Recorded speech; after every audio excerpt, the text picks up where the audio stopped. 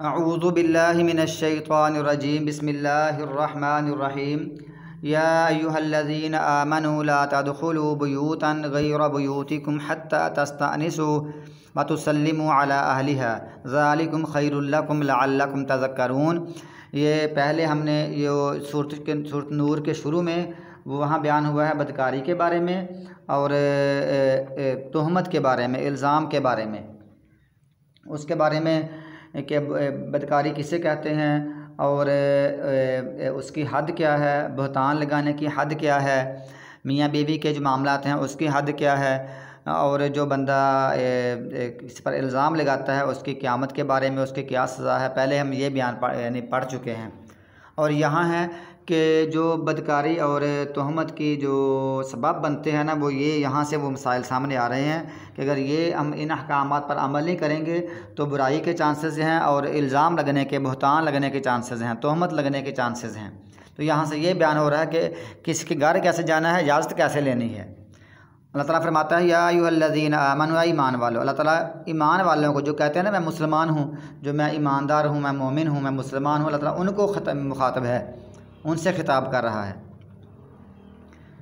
खुद उनका नाम लेकर। फरमाया ला तदखुलू, ना तुम दाखिल हो जाओ, बुयूतन गैर बुयूतिकुम, ऐसे घरों में अपने घरों के अलावा, तुम अपने घरों के अलावा किसी और घरों में दाखिल ना हो। हत्ता तस्तानिसु, हत्ता कि तुम उनस हासिल कर लो, यानी अपने घरों के अलावा किसी और घर में दाखिल ना हो, हत्ता कि तुम उनस हासिल कर लो। तो यानी सिर्फ़ अपने घरों में दाखिले के लिए इजाज़त की ज़रूरत नहीं है। अपने घरों में जहाँ बंदा अकेला रहता हो या बीवी के साथ रहता हो, अगरचे वहाँ भी अफजल यही है कि पहले बंदा घर वालों को मुत्तले कर दे, यानी जहाँ बंदा खुद रहता है बस वहाँ उसकी बीवी रहती है, वहाँ भी अफजल यही है कि उनको इतला करके घर में दाखिल हो। मुमकिन है कि वो ऐसी हालत में हो जिसका खामद उसको नापसंद करता हो, ऐसी हालत में हो। चाचा अब्दुल्ला बिन मसऊद रज़ी अल्लाह तआला अन्हु बयान करती की बीवी ज़ैनब बयान करती हैं, काना अब्दुल्लाह इज़ा जाअ मिन हाजतिन फंतहा इलल बाबी तनहनहा व बाज़का कराहत अन यहजुमा मिन्ना अला अमरिन यकरहुहु। कि ये रवायत है, अब्दुल्ला रज़ी अल्लाह तआला अन्हु जब किसी काम से फ़ारिग होकर घर आते उनकी बीवी कहती हैं तो दरवाज़े पर आकर खांसते और थूकते कि कहीं उनकी नज़र हमारी ऐसी चीज़ों पर ना पड़ जाए जो इन्हें नापसंद हो। यानी बंदा अपने घर में भी आए तो खांस कर आए या इतला करके आए। और इसी तरह जाबिर बिन अब्दुल्लाह बयान करते हैं कि रसूलुल्लाह सल्लल्लाहु अलैहि वसल्लम ने फरमाया इज़ा अताअला अहदुकुमुल गईबता फला यतरुक अहलहु लैलन। ये बुखारी शरीफ में अल्फाज हैं कि जब तुम में से कोई शख्स ज़्यादा अरसा घर से गायब रहे तो घर वालों के पास रात के वक़्त ना आए। और मुस्लिम शरीफ में ये अल्फाज ज़ायद हैं कि नहा रसूलुल्लाह सल्लल्लाहु अलैहि वसल्लम अन यतरुकल रजुलु अहलहु लैलन यतखव्वनुहुम औ यल्तमिसु असरातिहिम। कि रसूलुल्लाह सल्लल्लाहु अलैहि वसल्लम ने ज़्यादा अरसा घर से गायब रहने वाले शख्स को मना फरमाया है कि वो घर वालों की ख़यानत या उनकी गलती की तलाश के लिए रात को अचानक उनके पास आए, सिर्फ जासूसी करने के लिए अचानक आए कि देखूँ तो सही कि इनको मैं गलती तो इनकी ढूंढूं, इस लिहाज से घर में आए, ये भी सही नहीं है। और उनको और घर वालों की ख़यानत के पीछे उसको तलाश करने के लिए, जासूसी करने के लिए रात को आए, तो ये भी सही नहीं है। आगे है हत्ता तस्तानिसु, हत्ता कि तुम मैंने उनस हासिल कर लो।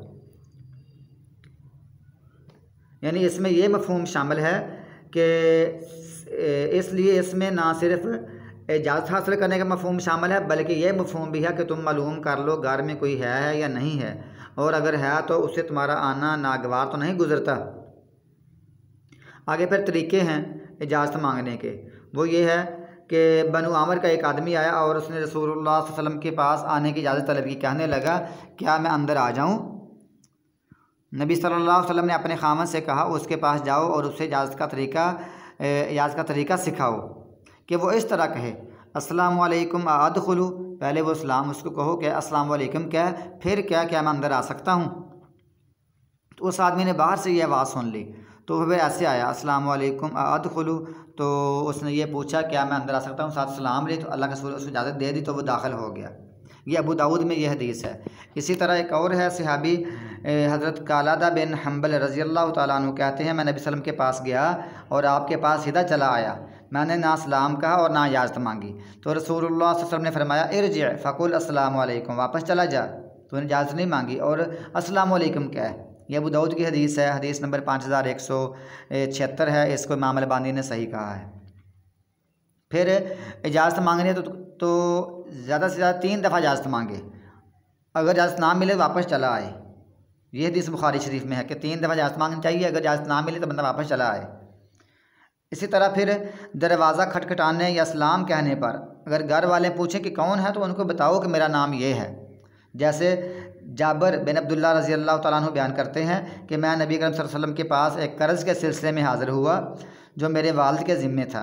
मैंने दरवाज़ा खटखटाया, आप सब ने पूछा मनज़ा, कौन है?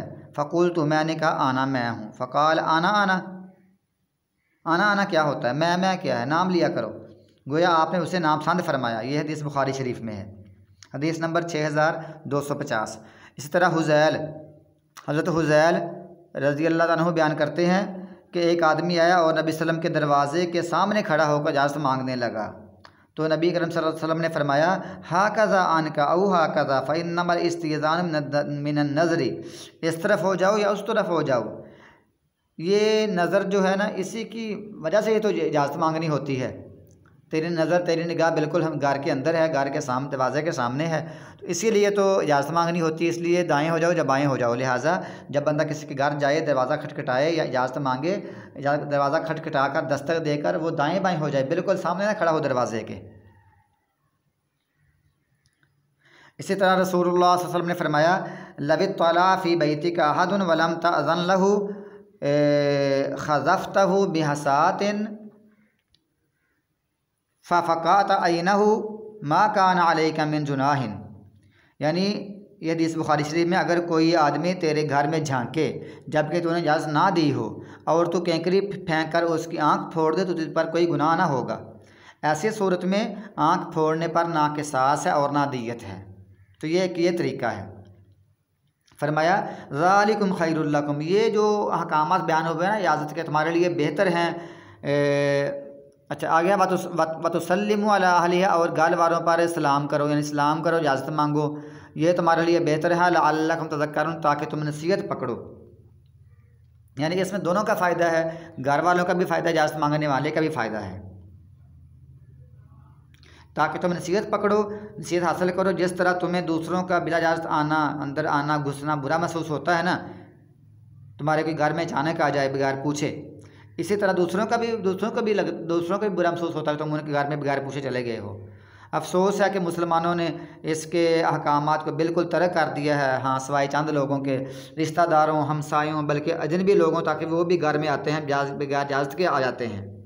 इस पर फिर मज़ीद बेपर्दगी भी होती है और बेलिबासी भी है। लिबास भी लोग सही तरह नहीं पहनते, जिससे मुआशरे में बेहयाई फैल रही है और बदकारी हो रही है, बदगुमानी हो रही है, फिर तहमत होती है, फिर आपस में दुश्मनी बन जाती है, कत्ल गारत होती है और दूसरी कई बुराइयाँ फैलती हैं। लिहाजा हमें अल्लाह ताला के अहकामात और उसके हदूद का ख्याल रखना चाहिए। अल्लाह ताला आगे फरमाता है फ़इल्लम ताजिदू फ़ीहा अहदन, बस अगर ना तुम पाओ इसमें किसी एक को, अगर तुम इसमें से किसी एक को भी ना पाओ फ़ला तदखुलूहा, बस ना तुम दाखिल हो जाना इसमें, हत्ता युअज़न लकुम, हत्ता कि तुमको इजाज़त दी जाए। यानी अगर घर में कोई मौजूद ना हो तो इसमें तुम्हारे लिए दाखिल होना जायज़ नहीं होता। हर आदमी इस तरह अपनी ज़ाती हालतों में बाज़ हालतों पर किसी को मुतले करना पसंद नहीं करता ना, इसी तरह वो बाज़ चीज़ों पर भी पसंद नहीं करता। बाज़ बंदा चाहता है कि यार मेरी जो ख़ास हालतें हैं ना, मेरी ख़ास को जो मेरी अपनी कैफियतें हैं, मेरी हालतें हैं, इस पर कोई बंदा मुतले ना हो। इसी तरह वो बंदा यही भी चाहता है कि मेरी बाज़ चीज़ों घर की चीज़ों, कोई भी चीज़ों पर कोई बंदा मुतले ना हो। और ये भी मुमकिन है कि बंदा किसी के घर में दाखिल हो बिला इजाज़त, तो बाद में फिर चोरी का या ख़यानत का इल्ज़ाम लग जाए और झगड़ा पैदा हो जाए। हाँ, अगर किसी ने इजाज़त पहले दी हुई है कि मैं ना भी हूँ ना, आप जब चाहें मेरे घर में आ सकते हैं, तो फिर वहाँ आने में कोई हर्ज नहीं है। वो भी उस जगह पर है जहाँ जिस जगह पर पर्दे की पाबंदी नहीं है, जिस घर में आना जायज़ है। आगे वाइन कीला लाकुम, यानी बस अगर ना तुम पाओ इसमें किसी एक को तो उनमें दाखिल ना हो जाओ। दाखिल ना हो हत्ता के इजाज़त दी जाए, इजाज़त मिले फिर दाखिल होना, वरना दाखिल नहीं होना। और अगर कहा जाए तुमको इरजिउ वापस चले जाओ, घर में कोई है तो उसने कहा वापस चले जाओ, फ़ारजिउ वापस चले आओ, हुआ अज़का लकुम वही तुम्हारे लिए ज़्यादा पकीज़ा है। अगर कोई कहो ना, कोई कह दे अंदर से कि वापस चले जाओ तो वापस मोड़ आओ, यानी ऐसा होता है ना, बाद दफ़ा बंदा अपने किसी दोस्त को मिलने गया तो घर उसकी बीवी है या उसकी बेटियां हैं या कोई बच्चे हैं, वो कहते हैं वापस चले जाओ तो वापस आ जाओ, ये तुम्हारे लिए बेहतर है, पकीज़गी है। गुस्सा ना को, नाराज़ ना हो कि मैं गया था इन्होंने वापस मोड़ दिया, ऐसी बात नहीं। आप वापस चले जाएँ, वापस आना तुम्हारे लिए पकीज़गी है।